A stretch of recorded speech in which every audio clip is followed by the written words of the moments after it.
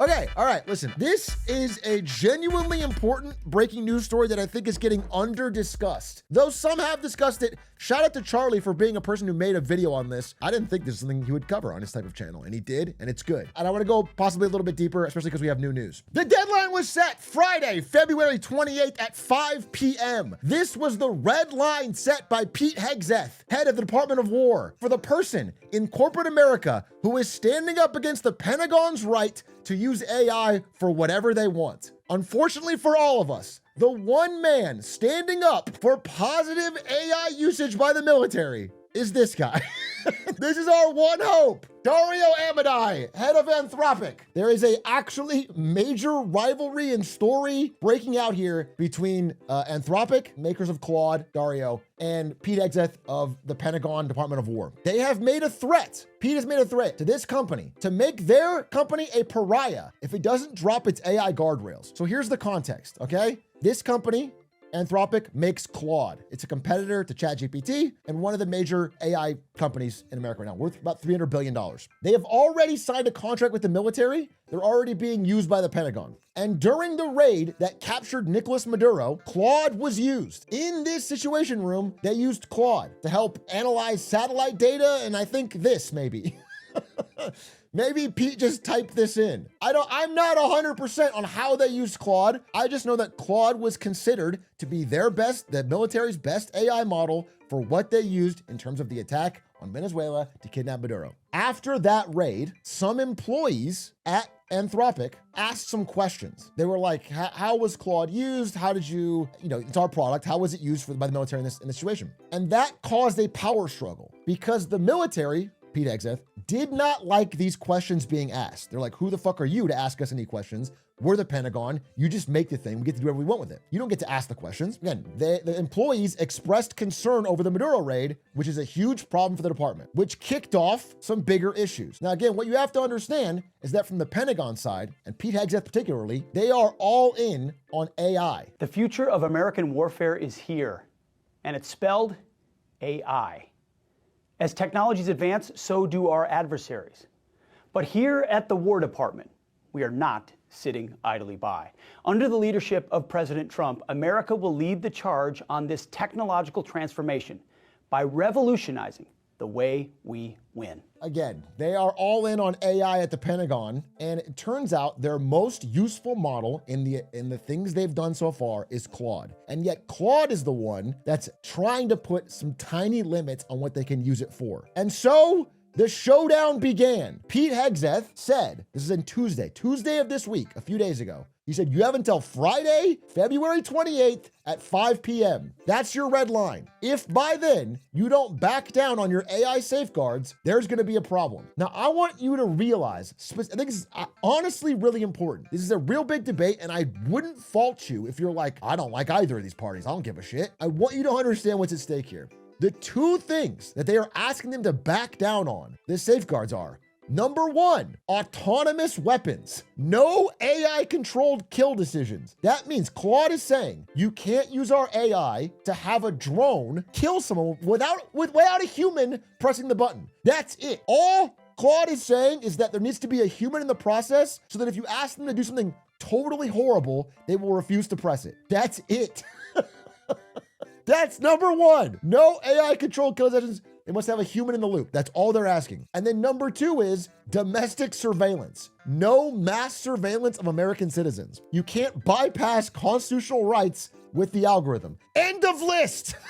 End of list. Claude has said, you're paying us money. You can use it for literally anything else. We will sign anything else. We have no other restrictions. You just cannot use it for autonomous weapons and domestic surveillance. Anything you're hearing otherwise is a lie. I have confirmed it. They have written specifically, they have backtracked on any other contract negotiation. Claude has asked, they said they'll sign anything else as long as you sign into the agreement that you won't use it for these two things. And that limit is not being allowed by the Pentagon. So it's a little dystopian because these two things are very dangerous. You can think about the implication. For autonomous kill drones, the implication is obvious, okay? Drones are becoming the most powerful weapon of war in the modern age, as war in Ukraine is showing. And a government that had the ability to autonomously send out drones to kill people, theoretically would not require the consent of the governed. Do you know what I'm saying? They would not require the populace to support them because they have the power of the drone swarms. If there was a human involved in the process, the human could refuse to fire on its own citizens.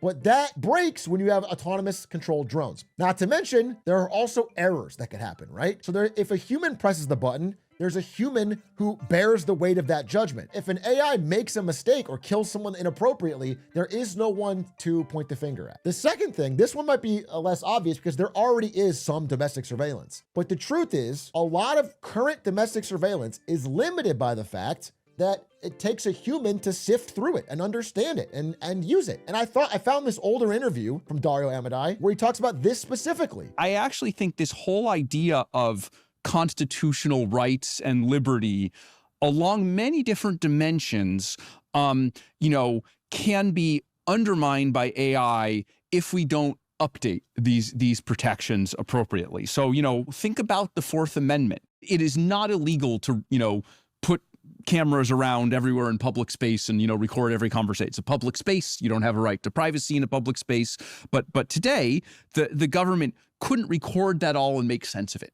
Right. With AI, the ability to transcribe speech, to look through it, correlate it all, you could say, oh, there's this, this person is a member of the opposition. This person is expressing this view, and make a map of all 100 million. And so, are you going to make a mockery of the Fourth Amendment by the technology finding? It's a great question because many of our laws and our rights were written with an understanding of a technology that does not apply in an age of AI. Things that were totally impossible become possible. And like he's saying, the ability to do things that are legal now, like recording public spaces, suddenly become dystopian when you can do them at scale perfectly across the world, across the country. So these are real threats. And there's basically only one company right now with any sort of pull on the Pentagon that is trying to stop these two things. So I am impressed with what the CEO of Anthropic is doing, what Dario's doing. And even if you think like this, even if you're like this guy's comic, which is like, I don't understand, I just want to crash the market and make white collar jobs redundant. Just make the fucking kill bot.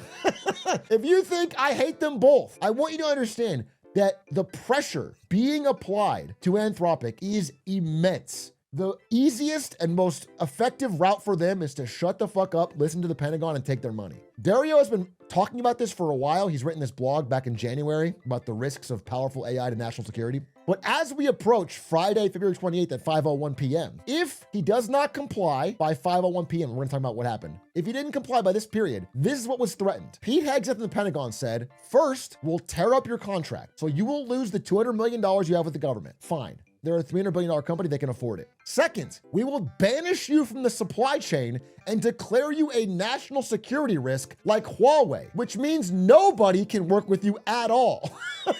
If you don't comply, we will make you, this has never been done in an American company, by the way. This has only been done on foreign national companies. Anthropic is an American company who is just refusing, again, just refusing to do domestic surveillance and autonomous weapons. They are going to declare them a national security risk and ban them from everyone's supply chain. Then, that's not even all. Then they said, after we do that, we're going to invoke the Defense Production Act of the Korean War. This hasn't really been, it was used during COVID to force some companies to make masks. That is true. But before that, it was the Korean War. They're going to invoke it to force you to give us the code for your program and force you to do things we're asking. So these three things are, again, unprecedented in American history on an American company. And that type of pressure could destroy your company. Even the first two things alone are a risk of just wiping you out. Again, it's a competitive AI race. Google has a ton of money, full speed ahead. OpenAI has a ton of money from Microsoft, full speed ahead. Elon Musk is in the race, okay? There's this massive race, and Anthropic right now is probably third or maybe second if you think business only, and they are risking losing it all by a decision by the government. So the fact that they are standing up for this does mean something.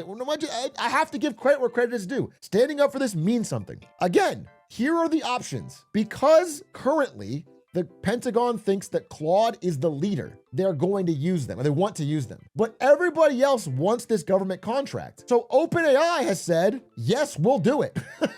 We'll do whatever the hell you want. Google, don't be evil Google, said, we'll do whatever you want, just give us the contract.